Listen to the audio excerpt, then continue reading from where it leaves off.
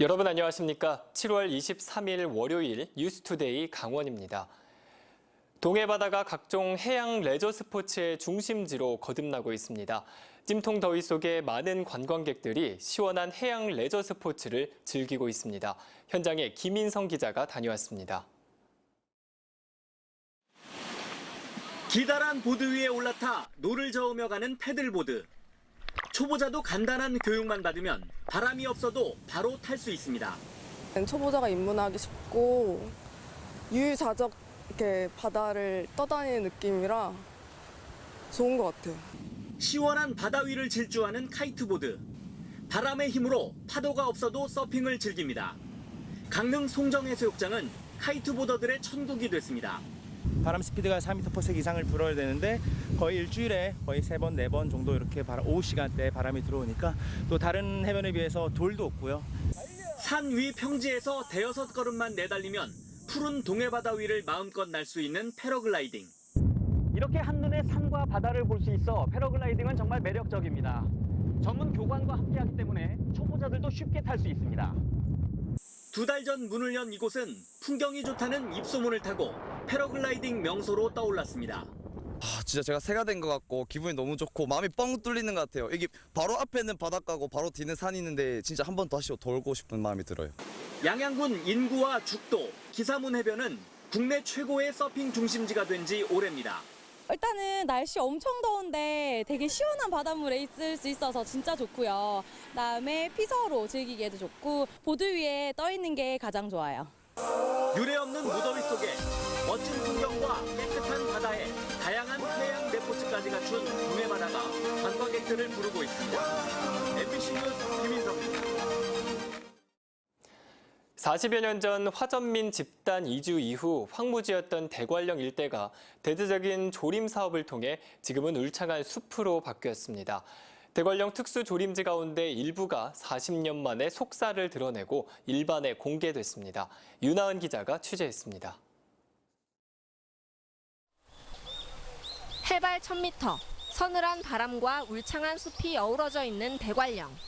전나무, 잣나무, 낙엽송 등 10m가 훌쩍 넘는 키 큰 나무들이 한껏 팔을 벌려 녹음을 뽐냅니다. 나뭇잎 사이사이로 잘게 부서지는 햇살. 한낮에 타들어가는 폭염이 무색할 만큼 평화롭고 서늘한 숲길이 끝도 없이 이어집니다. 면적 311헥타르, 86만여 그루의 나무가 울창한 숲을 이루고 있는 이곳은 대관령 특수조림지.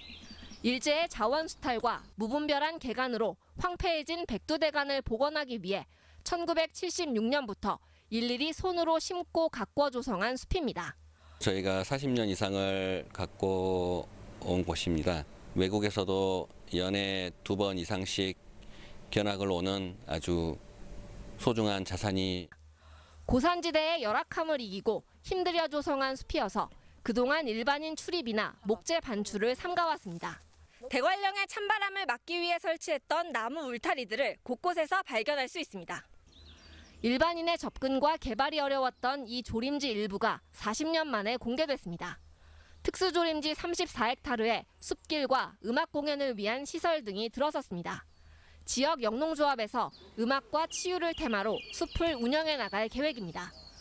우리 손으로 소중하게 지켜온 숲이 음악과 치유의 공간으로 다시 우리 곁에 돌아오고 있습니다. MBC 뉴스 윤하은입니다. 강릉시 유천택지에 신축된 아파트 단지들이 오는 10월부터 입주를 앞두고 있습니다. 기존 아파트를 매매하거나 전세로 내놓는 물량이 늘어나고는 있지만 실수요자가 적어 거래는 한산합니다. 문병훈 기자입니다. 강릉시 유천택지에 신축한 아파트는 선수촌과 미디어촌, 장기 임대 아파트까지 모두 3,500여 세대에 달합니다. 강릉시 역대 최대 규모로 오는 10월부터 입주가 시작됩니다. 유천택지의 신축 아파트 입주를 앞두고 기존 아파트들이 전세나 매매 물건으로 부동산 시장에 속속 나오고 있습니다. 하지만 실수요자가 적어 공급 물량이 넘치고 있습니다. 경기가 없잖아요. 부동산 경기가 많이 침체됐어요. 내놔도 거래 자체가 잘 안 되고 있어요. 새 아파트로 입주할 때까지 매매가 늦어지거나 세입자를 구하지 못하는 물량이 계속 쌓이면 당분간 아파트 가격은 하락세가 예상됩니다. 하반기 아파트 시장은 유천택지 선전 아파트 입주 물량이 상당히 많은 관계로 기존 아파트는 당분간 수요보다는 공급 물량 초과로 인해 물량 소화 과정이 필요할 것으로 예측됩니다. 강릉시 인구가 줄어들고 교동택지에 이어 유천택지로 인구가 집중되면 옛 도심과 외곽 지역의 공동화 현상마저 우려되고 있습니다. MBC 뉴스 문병훈입니다. 강원도교육청이 최근 발생한 어린이 통학 차량 갓침 사고와 관련해 오는 9월부터 위치 알림 서비스를 시범 운영합니다.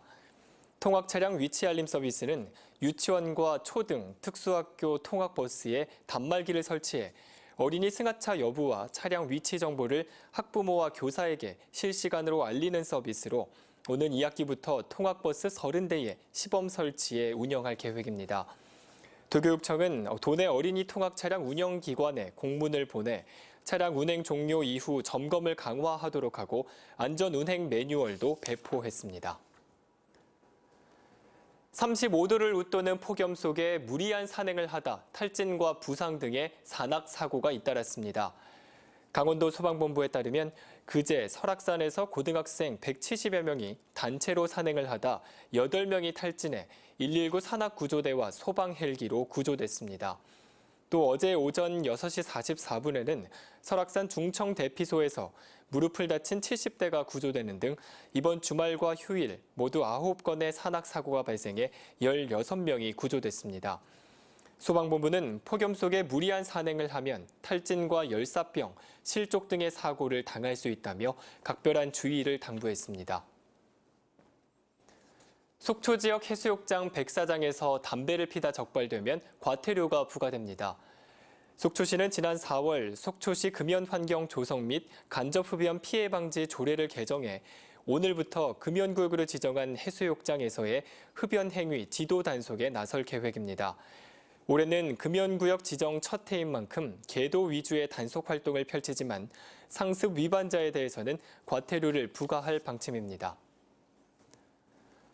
삼척시가 다음 달 해제 고시가 예상되고 있는 대진 원전 예정부지 개발을 추진합니다.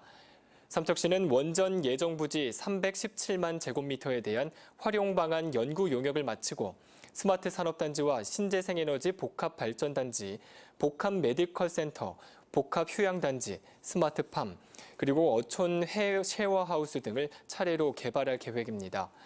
한국수력원자련은 이달 초 산업통상자원부에 신규 원전 건설 백지화 사실을 통보함에 따라 산자부는 부처 의견을 수렴해 다음 달 예정구역 지정 해제를 고시할 예정입니다.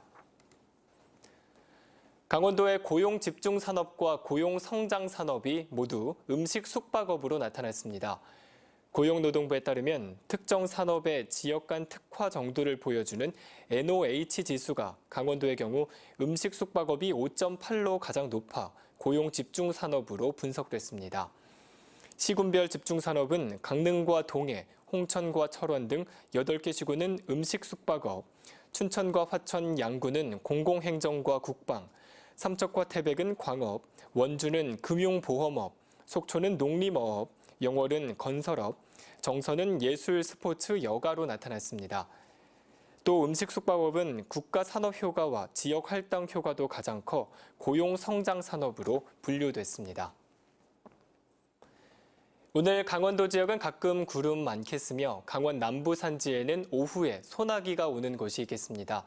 도내 전 지역에 폭염경보가 발효 중인 가운데 춘천과 원주, 강릉, 동해 삼척, 속초, 홍천과 횡성, 영월과 양양 지역에는 열대야 현상이 나타났습니다.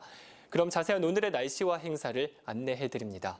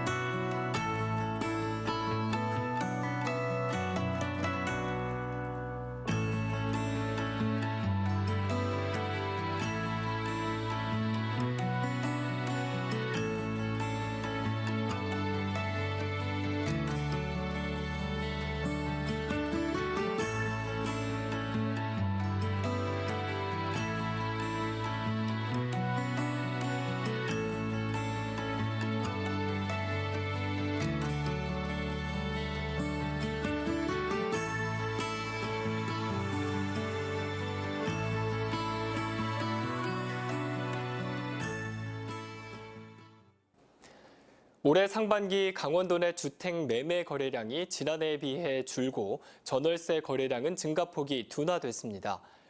국토교통부에 따르면 올해 상반기 도내 주택 매매 거래량은 모두 11,376건으로 지난해 상반기에 비해 22.5% 감소했습니다.